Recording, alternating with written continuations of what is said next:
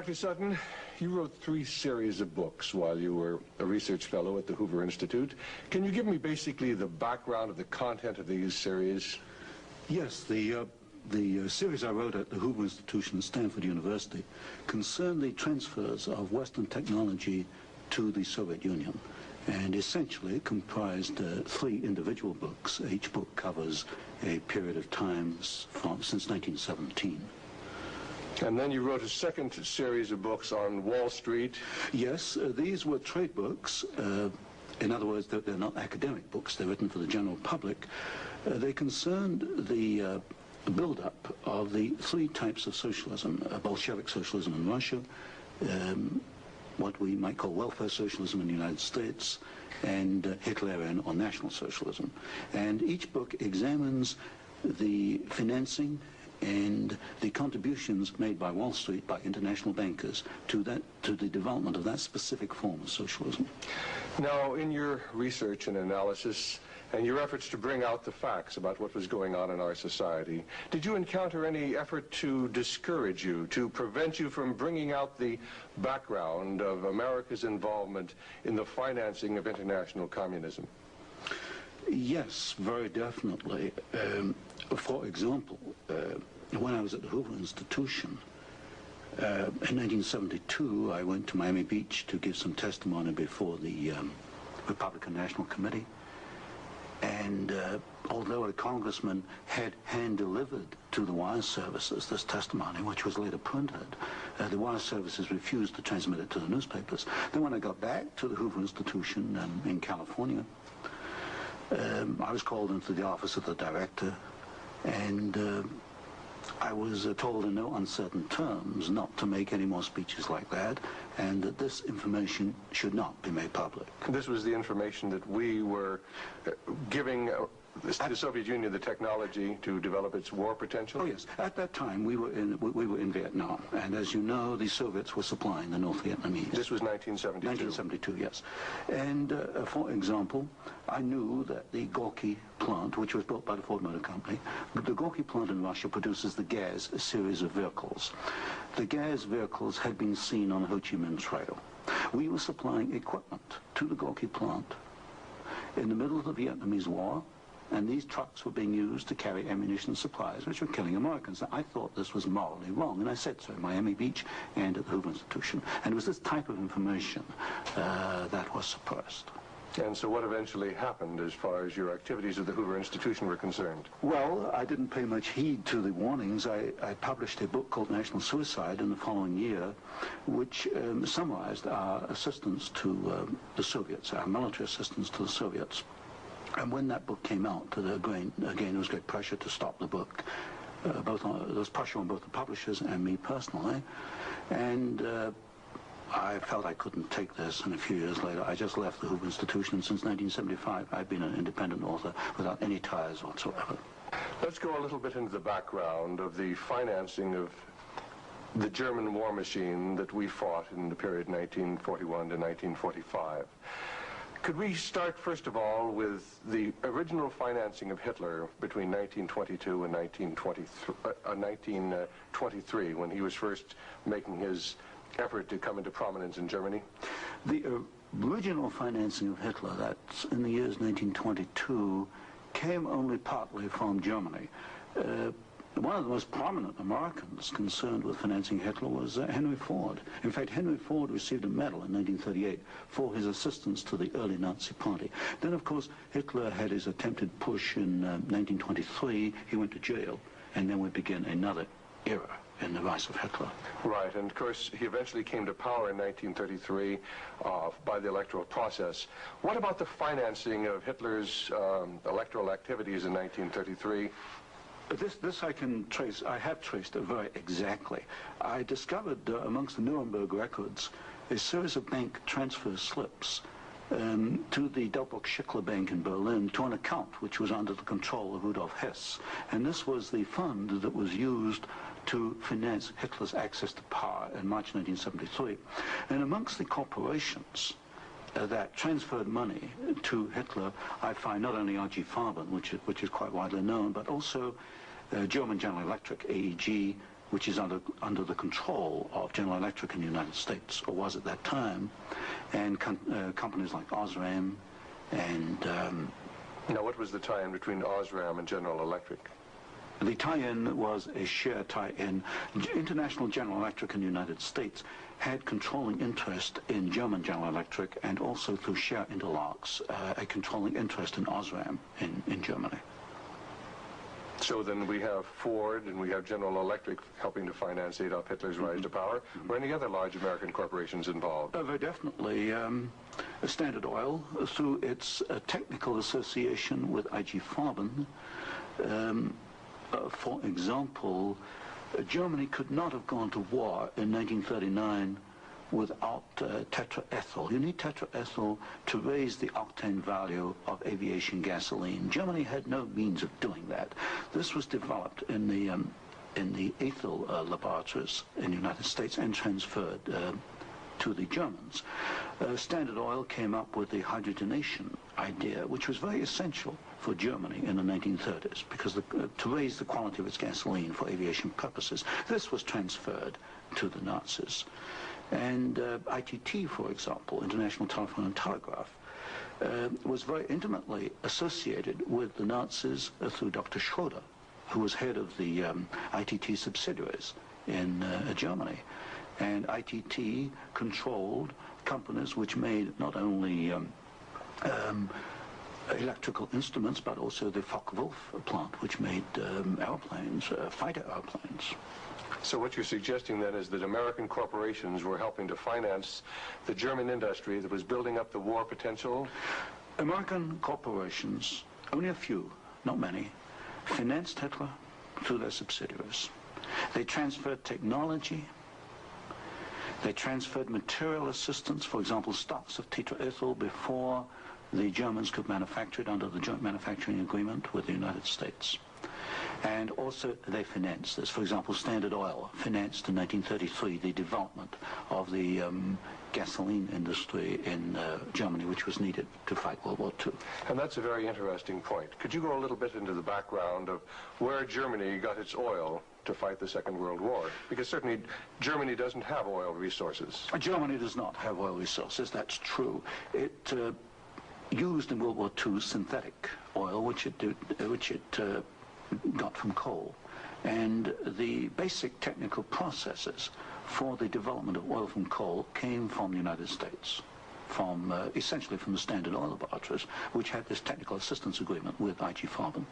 And of course IG Farben contributed something like 60% of the explosives needed by the German Wehrmacht, probably about 40–50% of the gasoline needed by the Wehrmacht and by the German Air Force, the Luftwaffe. And was there a definite interlock between IG Farben and Standard Oil? The interlock was at the technical level, the exchange of patents. It was through a financial technical assistance agreement. There were other interlocks with the United States through a subsidiary, IG Farben, in the United States. But with Standard Oil, the interlocks at the technical and financial level. And is it a fact, it's been stated, that there were members of the board of directors of Standard Oil who were also on the board of directors of American IG Farben? Yes, Walter Teagle is one name that comes to mind. And there were several directors. Was there an interlock with Ford between IG Farben and American IG Farben and the Ford Motor Company? Not that I can recall, not offhand. Not offhand. So basically what we're seeing then is American industry helping to provide the technology, helping to provide the finance, helping to provide the material that is going to allow Hitler to create his war machine. Yes, that is correct. That is correct. Now, in your book, Wall Street and the Rise of Hitler, you talked about the bombing patterns during the Second World War, and the fact that it was amazing that there were certain factories that were not bombed, whereas the majority of the German factories were decimated, German-owned factories. There were certain factories that tied into this interlock we've already alluded to, that for some strange reason seemed to escape the devastation of our saturation bombing. In World War II, the German electrical industry was or should have been a prime target for Western bombing. But in practice, the German General Electric plants were not bombed. Of the 10 major plants, not one was bombed, and a half a dozen others had trifling damage, broken windows, that kind of thing. So what we have here is a very interesting case of an industry which should have been bombed in World War II, but was not bombed, and yet we have American ownership, which raises a certain amount of suspicion as to why it was not bombed. But as far as the German-owned electrical companies, did they undergo a rather heavy bombing? I took a look at that. The Siemens plant, for example, they were bombed. There's no question. But the industry was not targeted as a general target. So Siemens, for example, was not bombed as heavily as, say, tank plants or aviation plants, that kind of thing. You mentioned the Ford plant in Cologne. Was this a prime military target? The Ford plant in Cologne should have been a prime military target. For example, the British Air Force, the Royal Air Force, did bomb the Ford plant at Poissy in France. But the Ford plant in Cologne, which was by far the largest Ford plant in Germany, was not bombed in World War II. But did our military planners intend to bomb it? In other words, was it on the aiming report? Well, I did look at the aiming reports for the plants in Cologne. Ford was known about. They knew that it was producing equipment for the Wehrmacht. But it was not bombed. It was scheduled as a target, but it was not bombed. So somewhere along the line, as far as the planning was concerned, the name of the Ford motor plant in Cologne was deleted, and yet the city of Cologne itself was totally decimated. The city of Cologne was decimated, as of course many other cities in Germany were decimated. But somewhere along the line, something happened. I suspect it was in the aiming committees, and without question, orders were sent out not to bomb certain targets, even though these were prime military targets. And that's rather reminiscent of some of the orders that went out during the Korean War, some of the orders that went out during the Vietnamese War to leave specific targets within the enemy's domain untouched by our strategic bombing. I understand that was so, although I've not investigated it. Now, in your book, Wall Street and the Rise of Hitler, there was one very interesting section about a special fund that Heinrich Himmler had, and the funneling of money from German corporations into this fund, even up into the years 1943 and 1944. And many of these corporations had strong ties into the American corporations, into the American parent corporations. Could you tell us a little bit about the Kepler Fund? The Kepler Fund was also known as the Konto S Fund.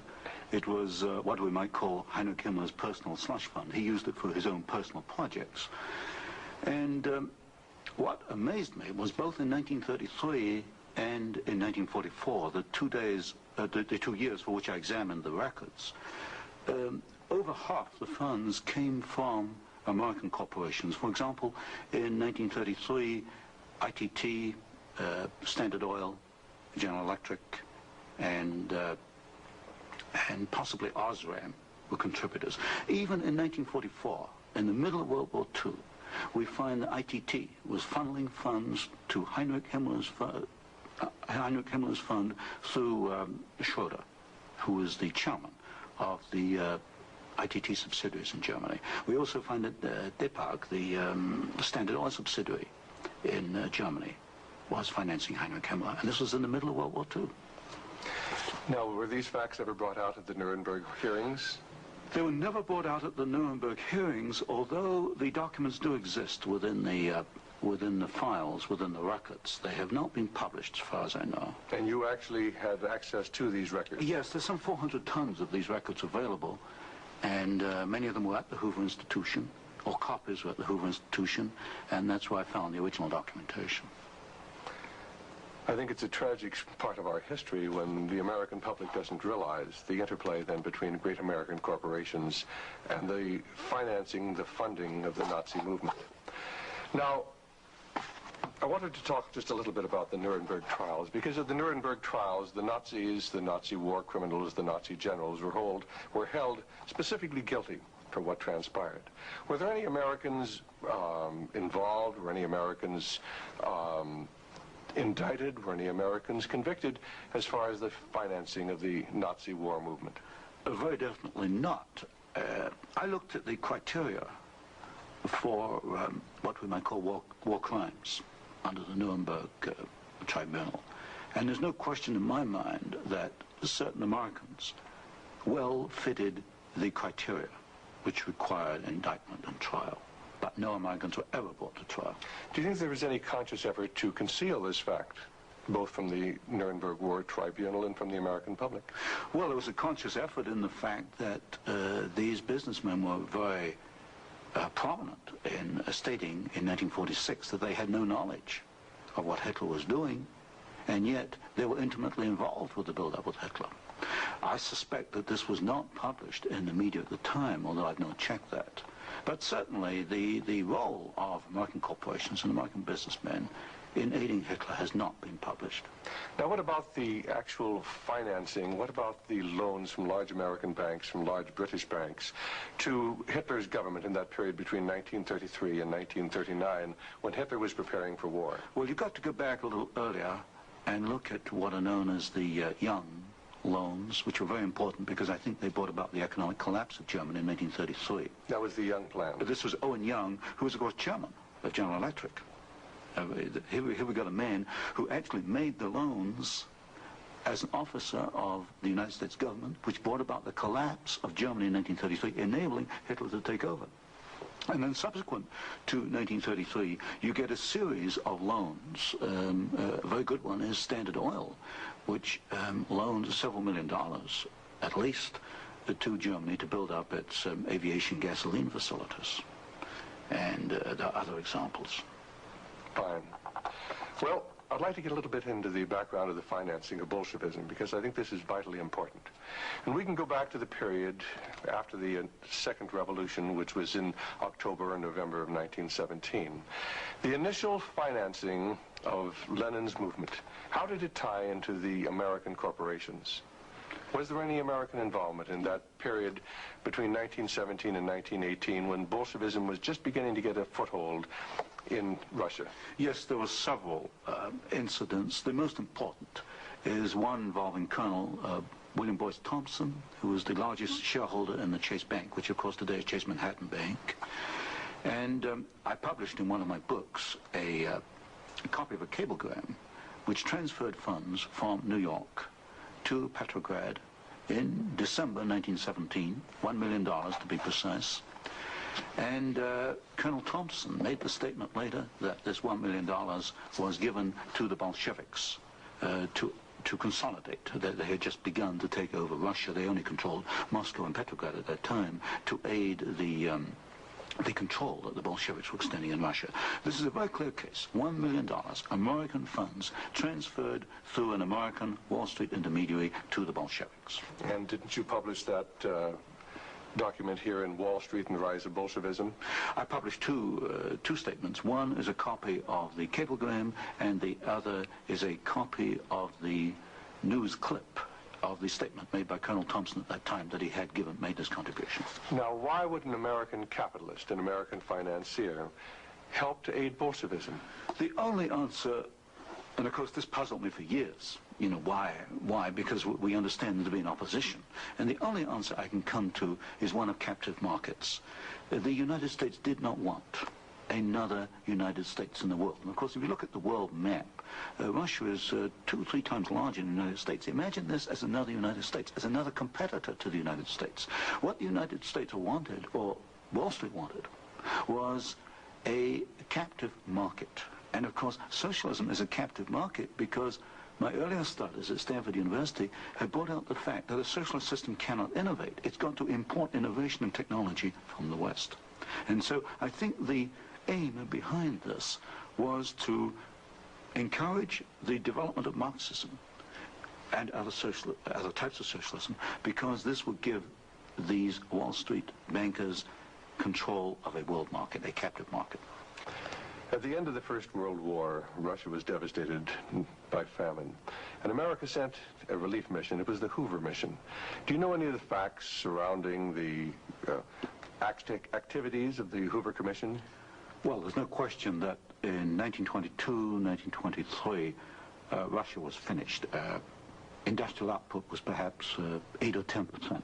of 1913 figures, and people were starving by the hundreds of thousands. And the Hoover mission was organized, of course, to send aid to Russia. But most of the aid went to the Bolsheviks, who controlled really quite a small part of Russia at that time. Only a very small part of the aid went to the White Russians or to the Far East. And then after 1922 and 1923, Lenin instituted something known as the New Economic Policy, or this series of 5-year plans. Can you tell us about the 5-year plans and the part that the major American corporations, major world corporations, played in building up the Soviet Union? Well, there are two separate phases here. The new economic policy was started in 1923 by Lenin, and I found, and I published this in my first book from Stanford, that every single Russian industry was rebuilt or restarted by foreign corporations, mostly German, British, French, and American. By 1928, Russia was back to approximately its 1913 industrial output. And at that point, she began to think of these grandiose 5-year plans. And in 1928, Gosplan, which is the Russian government planning commission, actually designed an initial 5-year plan, but this was thrown out, it was inadequate, and American corporations were brought into Russia. And the first 5-year plan and the second 5-year plan were actually designed in the United States by American corporations. And what were these corporations? Which ones specifically were involved? The design of the first 5-year plan was by a corporation probably not known to most Americans, Albert Kahn. But Albert Kahn was the foremost industrial architect in the United States. And Albert Kahn laid out the basics of the first 5-year plan for the Soviets.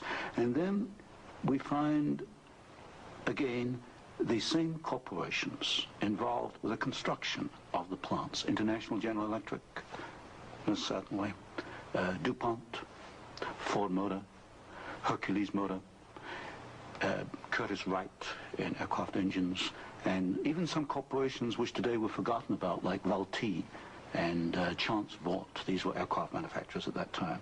And so American corporations came in and they built the first 5-year plan. But what was important, the Soviets then copied these plans, and this accounts for the tremendous Russian output. They took this initial equipment and they multiplied it, they copied it by the hundred. Now, how about Ford Motor Company? Did they play a part in the building up of the Soviet potential? Very definitely. Ford Motor Company built the Gorky plant, and the Gorky plant produces the GAZ series of vehicles, that's G-A-Z, and these are trucks, and there's some automobiles. And right from the early 1930s, you find that the GAZ plant has had military potential, and Ford knew that when it went in and built the Gorky plant. And we know it because I found statements to this effect within the State Department files. Sometimes we hear the name Averell Harriman. Did he play a part in building up the Soviet technology? Very definitely. In fact, Averell Harriman came out of the Soviet Union financially at a profit. He took over the Georgian manganese concession in the early 1920s. Got this back on his feet for the Soviets, and manganese became a prime export for the Soviets, and so they were able to sell this abroad, get foreign exchange, which financed their industrialization. And then they bought out Harriman about 1929, and Averell Harriman received as compensation $1 million more than he put in the first place. How about Armand Hammer of Occidental Petroleum? Armand Hammer is a very interesting example. Armand Hammer received the first foreign concession in 1922. In asbestos in the Ural Mountains. And he also conducted for the Soviets a number of other enterprises, right down to pens and pencil manufacturing, for example. But Armand Hammer is interesting because his father, although Armand Hammer today is chairman of Occidental Petroleum Corporation, his father was Julius Hammer, who in 1919 was Secretary General of the Communist Party USA, which emphasizes the argument I made throughout my books, that at the top level, there's no difference between your top communists and your top capitalists. They interlink. You've got Armand Hammer, chairman of Occidental Petroleum. His father was Secretary of the Communist Party USA in 1919. So it's basically a power grab. It's a power grab, an international power grab. Now, during the Second World War, why, Russia was pretty well decimated once again by German forces. What part did the American Lend-Lease program play in building up Russia's industrial capacity after the Second World War? Well, Lend-Lease built up Russia's capacity, it modernized it, and expanded it during World War II. And there was some continuation all the way through perhaps to 1948, 1949. There was a program after Lend-Lease, which was supposed to be restricted to foodstuffs and industrial materials, but in effect, I checked the records in the warehouses in Sutton, Maryland, I find that even after World War II, and this was against the intent of Congress, I suspect, there was a massive transfer of the latest industrial equipment to the Soviet Union under the so-called Lend-Lease program. Now, in 1948, there was a fascinating book came out by Major Racy Jordan, in which he talked about American aid to the communists as far as their ability to build nuclear weapons. Did you ever have an opportunity of verifying the facts that we had given them the heavy water, we'd given them the wherewithal to build their atomic weapons? Well, as part of the work I was doing at Stanford, I did investigate the shipping documents for Lend-Lease, and I took a sample of these documents and I checked them against Major Jordan. And broadly, Major Jordan was correct within, say, about 5%. And Major Jordan, of course, made the charge that we had shipped materials to the Soviets, 1944, 1945, which were later used in their atomic program. There is no doubt, he is correct. We shipped heavy water, which is essential, but we shipped other items which are perhaps less obvious to the layman. We shipped, for example, aluminum tubes, and aluminum tubes are essential for atomic energy development. We shipped graphite, and graphite is another essential component. So generally, as far as I could check, and I checked the original government Lend-Lease document, General Major Jordan was correct. Now, as the years have gone by, of course, we see a growing Soviet nuclear threat. The Soviets now have MIRV missiles. Mm-hmm. Can you give a little of the background on how the Soviet Union, which really didn't have the technology to develop those MIRV missiles that threaten our cities today, how were they able to develop the MIRV capacity? Well, you've got to go back and look at how the Russians were able to develop a rocket, space technology anyway. What they did after World War II was American forces were held back for a while the Soviets occupied East Germany. They stripped East Germany. They took back the latest of the V-2 rocket technology from Peenemünde and other places. And the V-2 became the basis of the Russian space technology. Now, if you skip the intervening years, you will find when you come to the early 1970s that the Russians did not have the capability to MIRV their missiles. And in particular, they lacked the ability to produce the very precision, micro-miniature ball bearings that are needed for the control systems.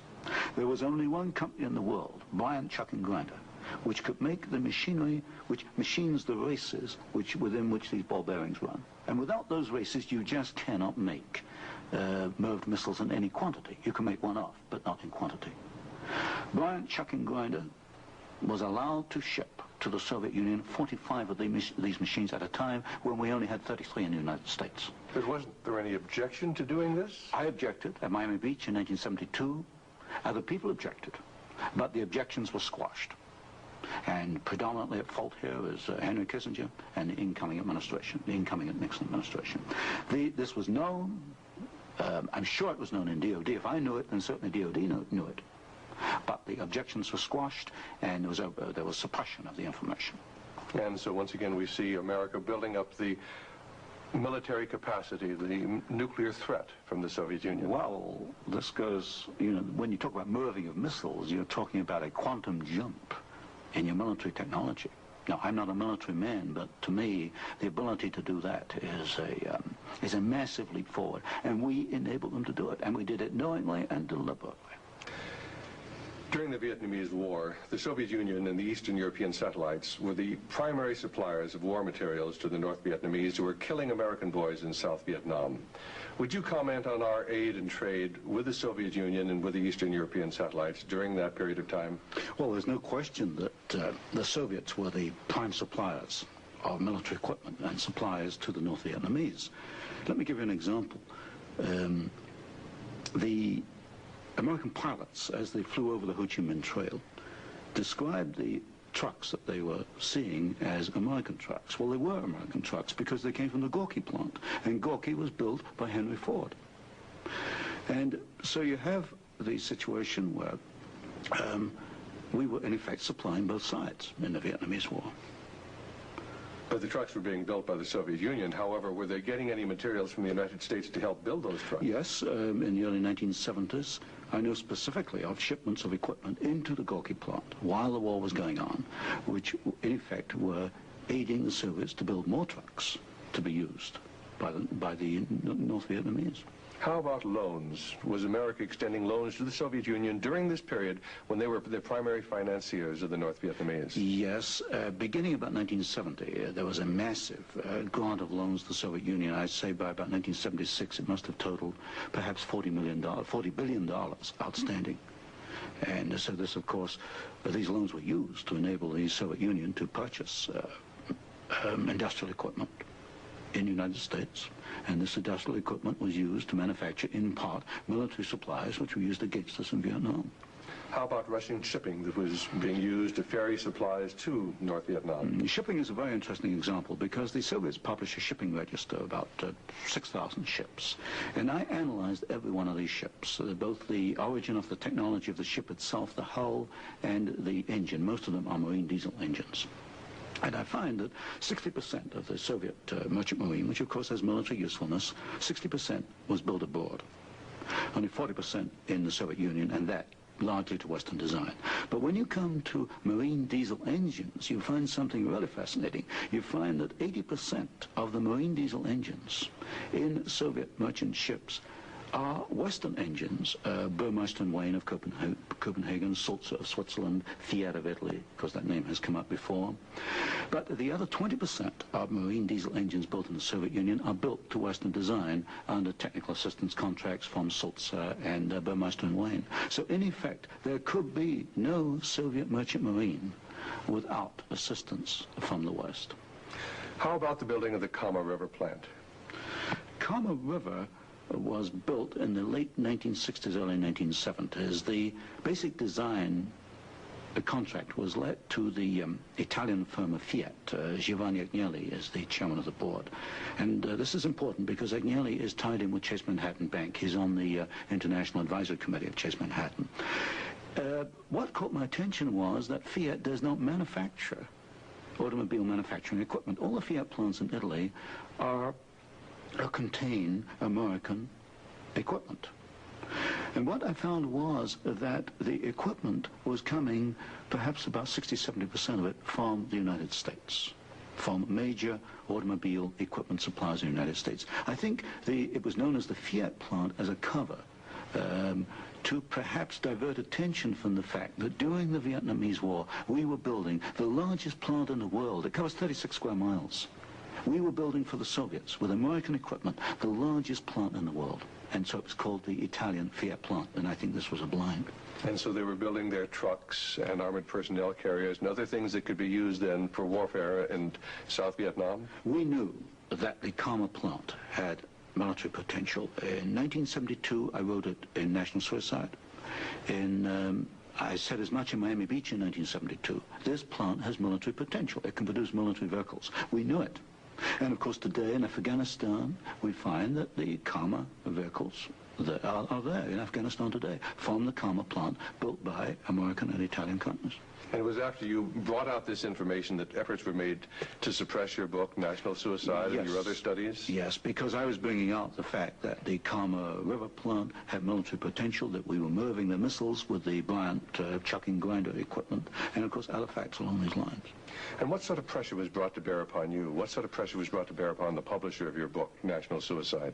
There was pressure on the publisher to prevent publication, to stop publication. He refused to do so. There's pressure brought upon me first to withdraw the book, and then a rather deceitful sort of pressure. It was claimed at the Hoover Institution that I had plagiarized Volume 3 of my Western Technology series, which was being published by Stanford University. Well, firstly, I challenged them to point out the plagiarization, and nobody could find even two sentences that matched up. But then I pointed out that I cannot plagiarize my own work. I hold the copyright on both books, and nowhere in the world can I plagiarize myself. That's a logical impossibility. And then gradually it built up over the following years that my research was perhaps going a little out of what was perhaps required or welcome would be a better word, and it should be confined within more narrow boundaries. And at that point in 1975 I left the Hoover Institution, and since then I've become an independent author, and I can publish what I want to publish. Do you know of any other instances where efforts were made to suppress publication of books through the Hoover Institute? I know one example, one I was personally aware of, and that was Julius Epstein's book on Operation Keelhaul, which is a very important book on the treatment of Russian prisoners of war in Germany after World War II. This book was in manuscript for several years, and he was not allowed to publish it. I heard that firsthand from Julius. Right, and eventually it was, of course, brought out. It was at a later point. Now, another example I can give is my own Western Technology series. The third volume of that was held in galleys for 1 year. Now, it costs a lot of money to hold a book in galleys, because when a book is in galleys, you want to get it out on the market to start recouping your investment. That book was held in galleys for 1 year because it was not politically wise or acceptable to publish it at that time, even though it was an academic book. Now, you've done some fascinating studies on the Trilateral Commission. Can you tell us about the Trilateral Commission? The Trilateral Commission is a private organization founded by David Rockefeller in 1973. It was essentially financed by Rockefeller and some of the foundations, Kettering Foundation, Danforth Foundation, Ford Foundation. Ford Foundation was a very major contributor. And the stated objective is to encourage discussion amongst what they call the trilateral regions. I should point out that of the 300 members, 1/3 come from the United States, 1/3 from Japan, and 1/3 from Europe. But in effect, I find that the actions of the Trilateral Commission are very much self-interested on the part of the international banking community in New York. Now, as far as the Trilateral Commission's influence on the American government is concerned, it's been said that there is a very excessive representation of the Trilateral Commission in Jimmy Carter's cabinet and in Jimmy Carter's administration. Well, excessive is rather an understatement. I think there's some 200 million people in the United States. There are only 77 trilateral members who are American. Out of that 77, I counted no fewer than 18 trilateralists. That's about 1/3 of the American trilateral contingent turns up in the Carter administration. Mr. Carter himself was a trilateral, Mr. Mondale, Mr. Brown, Mr. Vance, Mr. Blumenthal, Mr. Brown, Secretary of Defense. In other words, they occupy all the senior cabinet and sub-cabinet posts. In fact, there's some key committees, intelligence and defense committees, which are only comprised of trilaterals. So here you've got 77 Americans selected by one man, David Rockefeller, who's chairman of Chase Manhattan Bank. And we find that they turn up in the key controlling positions in Washington under the Carter administration. And would this suggest to you that perhaps we do not select the government, that it is selected by these people who work behind the scenes? You can come to no other conclusion. If you look today at who's running for office, you find Mr. Bush is a trilateral, you find Mr. Anderson is a trilateral, Mr. Carter's a trilateral. We find articles appearing in Newsweek magazine, Time magazine, U.S. News and World Report, many of the major media telling us there's really nothing to be concerned about from the Trilateral Commission. Is there any interlock between the Trilateral Commission and the major media in the United States? Yes, there is an interlock, particularly in the news media. For example, the Chicago Sun-Times, the executive editor there, James Hoagie, is a trilateral. You'll find Saul Linowitz is a director of Time magazine. And I think, yes, Henry Schacht is a director of CBS. So there very definitely is an interlock between the trilaterals and the media. And perhaps this is the reason, then, that they rather play down the influence of the Trilateral Commission on contemporary American government. Yes, I had a computer survey made of all articles that have been printed on the Trilateral Commission since 1973. I could find worldwide only 73 articles. Now, what's the relationship between the Trilateral Commission and the Council on Foreign Relations? Well, of course, the Council on Foreign Relations is a much older organization founded in 1920. I did a study in which I compared trilaterals with or without membership in the CFR, Council on Foreign Relations. I find there's something over 50% overlap.